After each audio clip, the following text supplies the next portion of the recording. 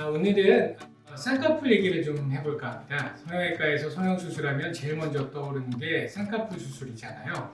그런데 눈이 비대칭이 있기 때문에 쌍꺼풀 수술을 하려는 경우도 되게 많아요. 그러면 이 짝눈에는 과연 어떤 요소들이 있어서 짝눈이 되면 이제 비대칭으로 보이는지 우선 그거에 대해서 말씀을 좀 드릴게요.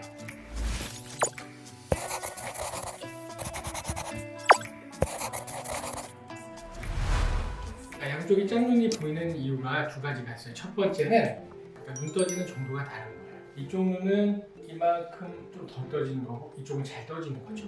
그래서 이런 경우에 쌍꺼풀이 여기가 크고 여기가 작다고 해서 이쪽 쌍꺼풀만 크게 해주면 똑같아 보이느냐? 절대 안 그래요. 그래서 이런 경우에는 이쪽 눈동자를 더 떠지도록 이 안쪽에 있는 근육을 교정을 해줘야지 돼요. 눈썹이 붙어있는 이렇게 뒤집으면 딱딱한 판이 있죠? 그게 이제 근육이 이렇게 붙어 있어요. 그래서 근육이 당겨져서 눈이 떠지는 건데 근육이라는 건 고무줄 같아요.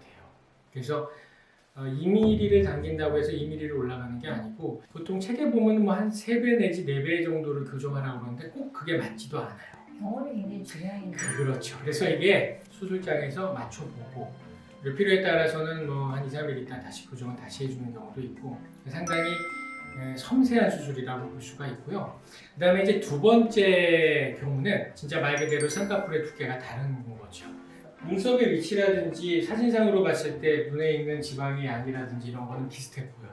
쌍꺼풀이 간단할 것처럼 보이는데 운이 좋은 경우 이분이 뭐 큰 걸 좋아하든 작은 걸 좋아하든 그거에 맞추는 것이 간단한 경우도 있지만 그게 쉽지 않은 경우도 있어요. 예를 들어서 이렇게 작은 쌍꺼풀 두께가 더 마음에 든다. 그러면 이 피부를 잘라내서 쌍꺼풀을 줄여야지 되겠죠. 이쪽도 피부를 좀 잘라내야 되겠죠. 어쨌든 그렇게 맞춰야 되는 건데 피부가 많이 모자른다거나 그러면 이제 눈이 안 감길 수가 있죠. 그래서 이분이 원하는 만큼 쌍꺼풀을 충분히 작게 만들기가 어려운 경우도 있어요. 그래서 그런 경우에는 이제 미리 이런 것들에 대한 경고 말씀을 드리고 그거에 맞춰서 수술을 해드리죠.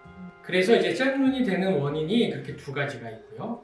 그 원인에 맞춰서 정확하게 수술 방법을 결정을 하고 수술을 해야 짝눈도 교정이 되고 그리고 다른 잘못된 방법을 선택을 해서 생길 수 있는 예기치 못한 문제점들도 막을 수가 있다는 거 명심해 두셔야 될 것 같아요. 예기치 못한 거라는 건 더 심해진다는 뜻입니다. 예를 들어서 성형외과 의사가 간과하기 쉬운 것 중에 하나가 진단이에요. 진단. 특히 눈 같은 경우에 선천적인 경우도 있지만 쌍꺼풀 수술을 한 이후에 그런 문제가 생기신 분들도 굉장히 많아요.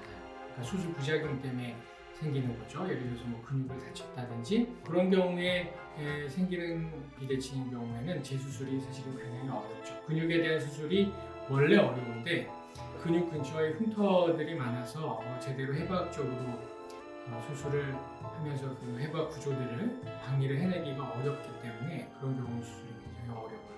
그래서 그런 것들을 정확히 이 전문가, 저 같은 경험이 있고 그런 분들한테 정확하게 판단을 받고 수술을 하셔야지 않으면은 더 큰 문제가 생길 수도 있고요. 심한 경우에는 아예 치료가 안 되게 망가질 수도 있기 때문에 신중하게 접근을 하시고 치료를 받으셔야 될 것 같아요.